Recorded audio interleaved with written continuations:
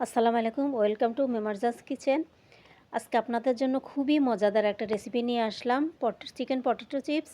এটা বাচ্চাদের খুবই ফেভারিট, সাথে সাথে বড়দেরও ফেভারিট। খুবই সহজভাবে, সিম্পলভাবে আপনারা এটা বানাতে পারেন। সে রেসিপিটা আপনাদের জন্য আমি শেয়ার করছি এখানে আমি কিছু বুকের মাংস আগেই টুকরো টুকরো করে কেটে নিয়েছি, ছোট ছোট করে। বুকের মাংসটাই নেওয়ার চেষ্টা করবেন, একটু ছোট শেপে দিবেন, তাহলে সুন্দরভাবে করা যাবে। এখন এটাকে আমি ম্যারিনেট করে নিব। এখানে হাফ চামচ পরিমাণ আদা বাটা, রসুন বাটা, এখানে লবণ, গোলমরিচের গুঁড়ো, ধনে গুঁড়ো, গরম মশলা, মরিচের গুঁড়ো সব কিছু দিয়ে আমি ভালোভাবে অ্যাড করে নিব এগুলাকে। আর এখানে অ্যাড করব আমি হাফ চামচের মতো সয়া সস। যখন সবগুলো মশলা দেওয়া হয়ে যাবে তখন এগুলোকে আমি ভালোভাবে অ্যাড করে নিব। যখন মশলাগুলো এমনভাবে মেশাতে হবে যেন মাংসের সাথে খুব ভালোভাবে লেগে যায়। মেশানো হয়ে গেলে এটাকে আমি 20 মিনিটের মতো ম্যারিনেটে রাখবো। ম্যারিনেটে রাখলে মশলাটাও মাংসের ভিতরে খুব ভালোভাবে ঢুকে যাবে, খেতেও ভালো লাগবে। আর এখানে আমি কিছু আলু নিয়েছি, এভাবে স্লাইস করে নিয়েছি একটু পাতলা পাতলা করে।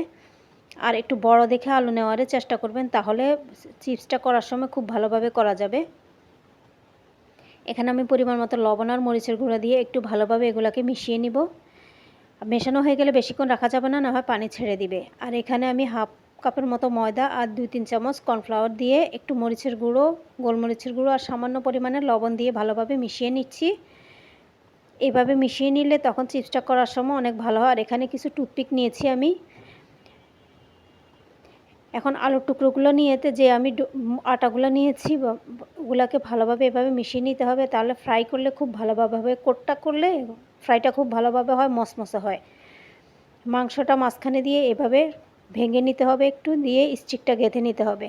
আর চেষ্টা করবেন একটু আড়াআড়িভাবে স্টিকটা গাঁথার জন্য, কারণ আড়াআড়িভাবে করলে এটা ঘেঁথে থাকবে খুব ভালোভাবে এবং আটকায় থাকবে, না হয় একদম মেলে যাবে, ভালো লাগবে না দেখতে। দেখেন তৈরি হয়ে গেল কত সুন্দর একটা চিপস।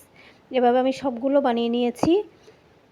দেখেন কতটা আকর্ষণীয় লাগে দেখতে। আর এখানে আমি তেল নিয়ে নিচ্ছি আগেই। তেলটা গরম হওয়ার পর আমি এগুলো একে একে দিয়ে দিচ্ছি।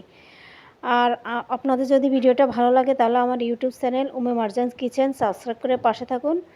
পাশে থাকা বেল আইকনটা অন করে দিন, তাহলে যে কোনো নতুন ভিডিও আসলে, রেসিপি আসলে আপনারা খুব সহজেই পেয়ে যাবেন। যখন এক পাশটা ভালোভাবে হয়ে যাবে অন্য পাশটা উল্টিয়ে দিতে হবে।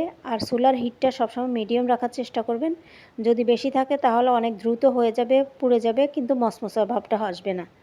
সবগুলো হয়ে গিয়েছে মচমচা। আমি এখন উঠিয়ে নিচ্ছি একটা টিস্যু পেপারে, তাহলে তেলটা সোক করে নেবে। দেখেন তৈরি হয়ে গেল মজাদার চিকেন পটেটো চিপস। আপনারাও তৈরি করে ফেলুন এরকম মজাদার একটা রেসিপি। আশা করি ভিডিওটি আপনাদের ভালো লেগেছে। ভালো থাকবেন সবাই।